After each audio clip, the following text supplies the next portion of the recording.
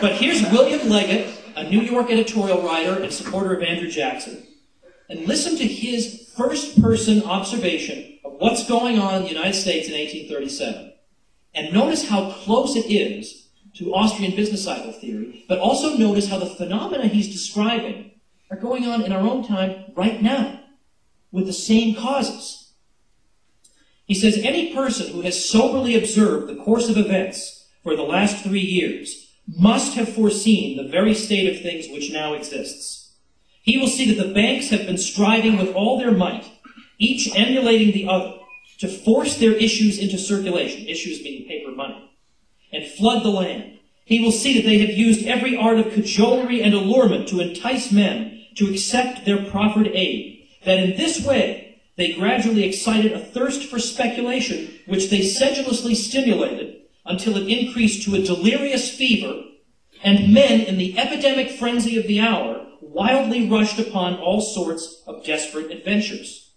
They dug canals where no commerce asked for the means of transportation. They opened roads where no travelers desired to penetrate. And they built cities where there were none to inhabit. And incidentally, some of you may have read about what just went bust in Las Vegas. They had a 65-acre little mini city they were building. Now, if that isn't a bubble project, I don't know what is. This is obviously not a sustainable, sensible free market project. That's only going to go on as long as the monetary spigot keeps flowing.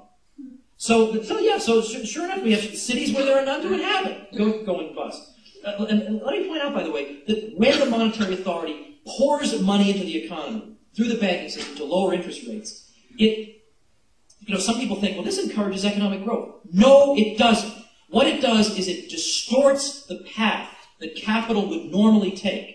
So that normally the free market would say, no, you are not going to build a 65-acre little private city. That is just not going to happen. The resources don't exist for it. The demand doesn't exist for it. But when money is artificially cheap, crazy projects get to bid for capital at the same table with normal projects. And so all through the boom, the phony prosperity that we're seeing, what's actually happening is crazy projects are diverting wealth from normal projects that cater to real human needs, not phony, baloney, crazy needs like a 65-acre city.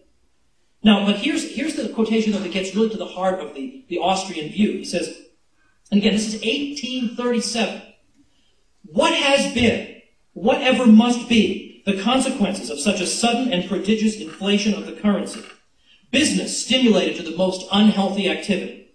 A vast amount of overproduction in the mechanic arts. A vast amount of speculation in property of every kind and name at fictitious values. And finally, a vast and terrific crash when the treacherous and unsustainable basis crumbles beneath the stupendous fabric of credit and the structure falls to the ground, burying in its ruins thousands who exulted in the fancied security of their elevation. Men nowadays go to bed deeming themselves rich, and wake in the morning to find themselves stripped of even the little they really had. This is getting a little too close for comfort, isn't it? They count, deluded creatures, on the continued liberality of the banks, whose persuasive entreaties seduce them into the slippery paths of speculation. So think here of house flipping in the housing bubble.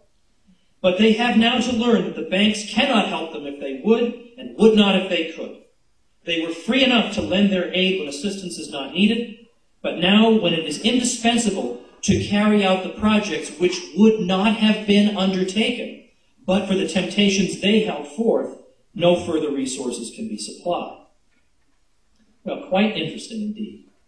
Now, it's also noteworthy that we see throughout the history of American panics and boom-bust cycles that people are always noticing that lending standards seem to decline during these periods. So this is, again, a misplaced emphasis right now. Everybody's saying it's Community Reinvestment Act and the federal government. Yes, it is. And that is definitely part of it. The federal government does seem to believe in the bread from stones philosophy of economics, that you can create something out of nothing, and that wealth is a shortcut to wealth that does not involve saving, production, and entrepreneurial skill. But every time, think of the logic of it. When the Fed increases the supply of money, and it does so through the banking system, the banks now have more to lend. And given the incentive structure that exists in our banking system right now, they want to lend the maximum that they're allowed to lend. But now think of this analogy. Imagine I'm a basketball coach, and I'm suddenly told 10 minutes after I'm able to choose all my players, oh, by the way, we've changed the rules. You can choose 2 more players.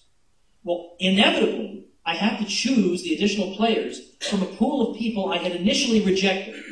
Same goes for lenders. Where are they going to get the additional people to lend this money to? From a pool of people they would otherwise have rejected. So naturally and inevitably, the lending standards come down. So again, it becomes important to look at the root causes, not just look at the symptoms. We've had enough of that. We've had enough of thinking that maybe umbrellas are causing the rain. We have to look at the root causes of what's going on here.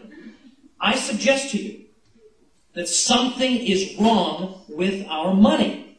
Now, we're not supposed to say that. We're supposed to say the experts are in charge, they'll give us the best money they can give us, and sure, we have a Fed chairman who can create $2 trillion on a good afternoon, hand it out to people, and then not even have to tell us where it's going or what collateral he accepted. I mean, again, I don't care where you are on the political spectrum, that is an unbelievable abomination.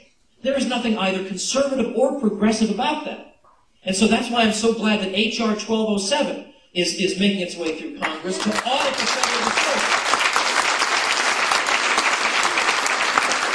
Could you imagine a congressman voting no on that? No, you know what? No, I think I want to have a secretive organization in charge of the money. I think that's what I want. No audit necessary. But something is wrong with the money.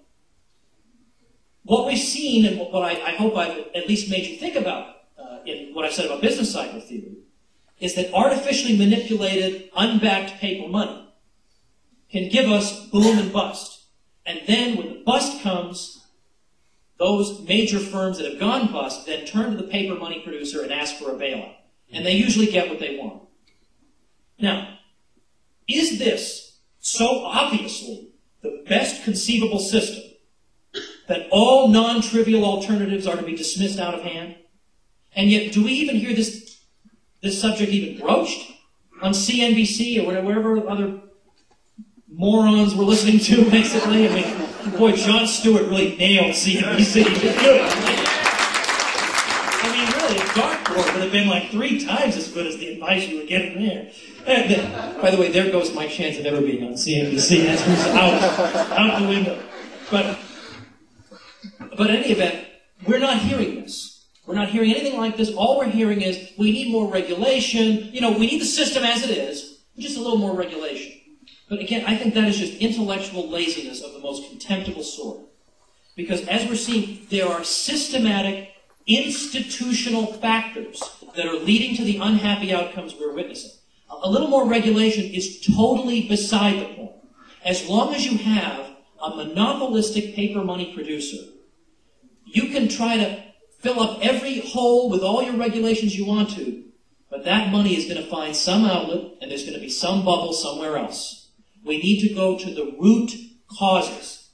Now, when it comes to regulation, typically, yeah, sure enough, if we could devise regulation that might be able to prevent this specific kind of meltdown occurring again. Wonderful. It's just like the TSA telling us to take our shoes off. There'll never be another shoe bomb. Okay? Yeah, okay, I agree. You've got a 100% chance there'll never be another shoe bomb. So if we ever have a time machine, we travel in it, we'll bring your technology and we'll catch the shoe bomb. And likewise, sure, you can devise something so that specifically Enron will never happen again. Or specifically this. Meanwhile, these things have terrible side effects, as Sarbanes-Oxley has had, making capital flee like there's no tomorrow from the United States. So again, we're not looking at the root causes. Where are these firms that they're leveraged up and they're making all these crazy things? Where are they getting access to all this cheap money? I mean, again, what are the root causes? And in terms of the mortgage market, well, that's very heavily regulated. And in fact, let's remember, the mortgage lenders were just doing what the government obviously wanted them to do. George W. Bush wanted to create an ownership society. This is a long-standing neoconservative policy goal. This is not a progressive thing, although there are progressives who agree with at least the principle of the idea. But this is a government policy. It was George W. Bush who said, we need to tax people so that we can take that money and make down payments for people.